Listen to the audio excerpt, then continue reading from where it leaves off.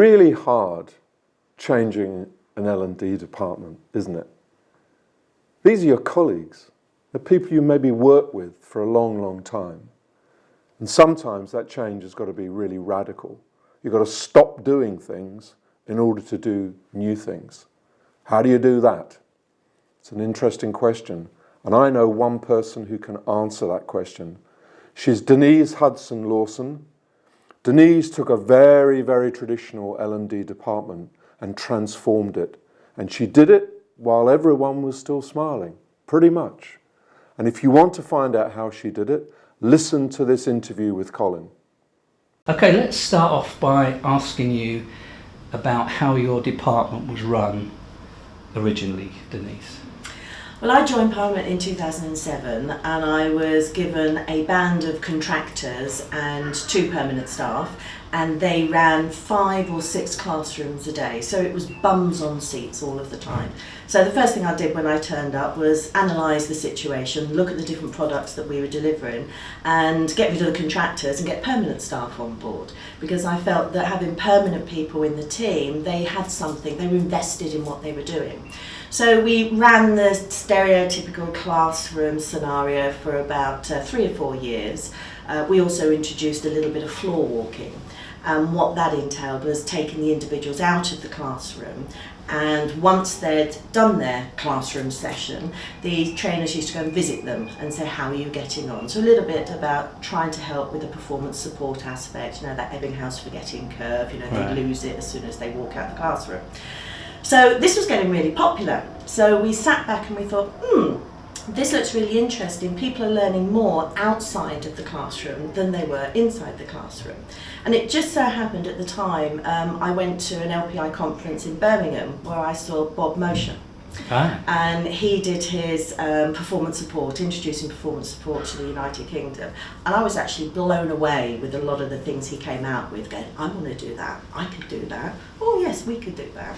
So I came back to Parliament with all these big ideas of how we were going to move more towards a performance-supported environment and less of a classroom environment. And people said, well, let's have a go at it. So we just started to drop off the classrooms one by one. Putting more performance support, floor walking in, but also putting lots of information on the intranet, so little task sheets. We went out and we talked to all the different team leaders and said, you're doing this, what do you need the most? So we did a lot of external coaching as well. I said to the trainers, go, fly, be free, don't sit in the classroom, go and talk to people.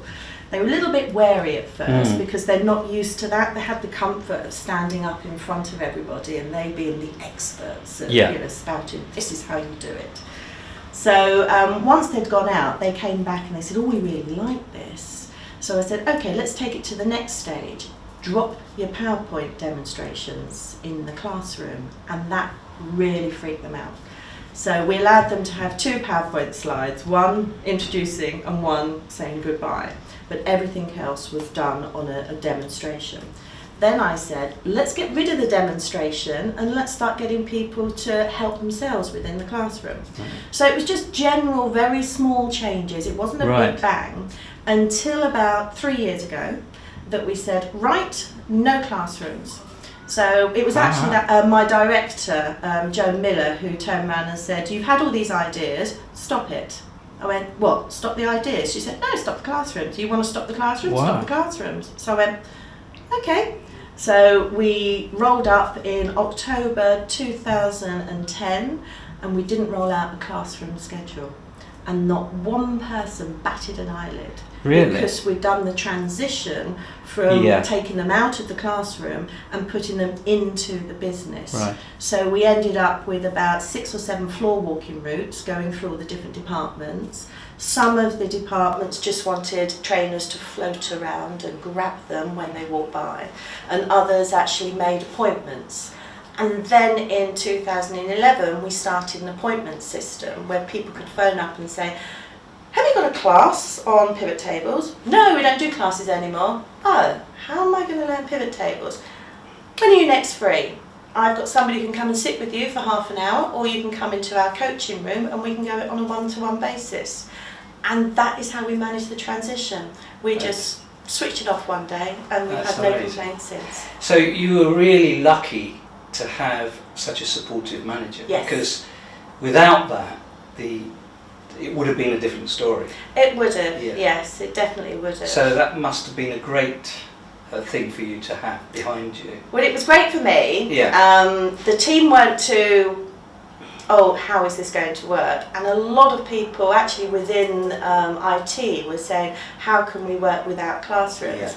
My philosophy is, if a classroom works, then we will build a classroom. So for a lot of the bespoke applications that Parliament has, that you just can't go and buy off the shelf, Yeah. we will do classrooms, but we only do them for 1 hour or Right. 1.5 hours, so little bite-sized sessions, and we modulise them. Yeah. But there is always that element of read this before, come in for an hour's briefing, and we call them briefings rather than classroom sessions.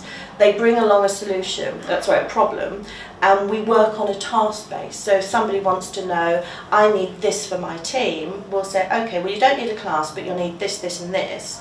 We will do an hour's briefing for the what's new, and then we'll work in your departments. We'll put up training courses online, we'll put up performance fact sheets, we'll do little task notes so everybody knows that if they don't know how to do something, they can just draw up something off of the intranet and go, okay, point this click, point this click, point this click, point this click, Yeah. and they work their way through it. Right. Because I'm a firm believer in that you learn better when you're doing Mhm. rather than sitting there and somebody just telling you things Yeah. all the time. So you've got this all working nice and smoothly now. Mhm.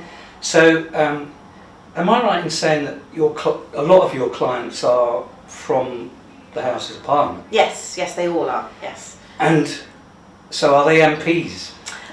It's a mixture. Right. We've got 7,500 people that we look after throughout the whole of the UK. Right. We've got about 3,000 of those on estate. Yeah. So it's administration people, so Right. that's the people who keep Parliament running. Yeah. But then we do have the House of Lords members, Right. and we have the House of Commons members, and we have their staff as well. And how have they taken on board your new philosophy and your new... It's not been that different for the members Really? because members never ever had classroom training. Oh, right. Everything for the members was one-to-one. I see. So if a member got a new piece of equipment, or they got an iPad, or they got a mobile phone, it was always a one-to-one relationship. So you would make an appointment with the member, you would go along, you would say to them, okay, this is what we're here to show you.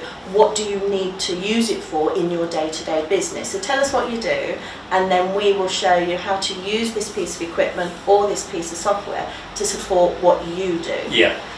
Because I don't believe in going in there and say you have to learn this. It's what's best for the actual individual. Right. So they all get one-to-one. They've always had one-to-one training. Fantastic. Coaching. Coaching. Don't call it training. Coaching. Well, training's good, Mhm. as you say, in certain circumstances.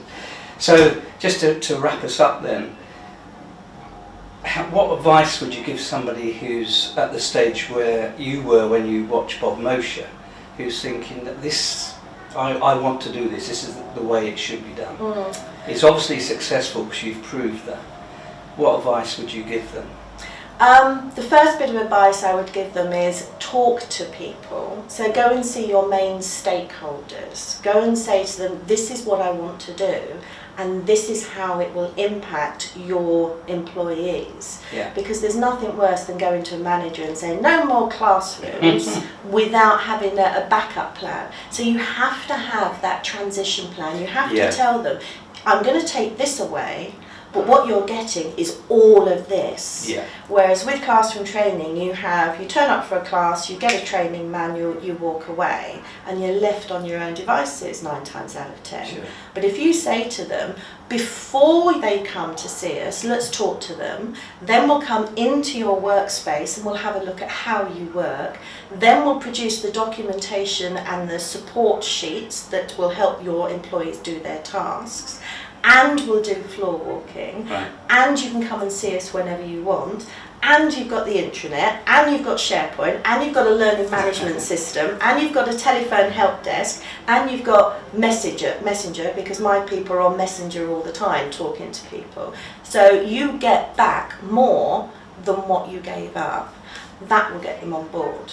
But talk to people who've done it. Yeah. Send me an email. Come and talk to me. I can help people. Excellent. I've spoken around the country at different conferences on Yeah. the transition element. So there's lots of other people that have done it. It's not only me. No. It's quite unique within a public sector environment. Exactly, yeah. And you've done a fantastic job, and admiration.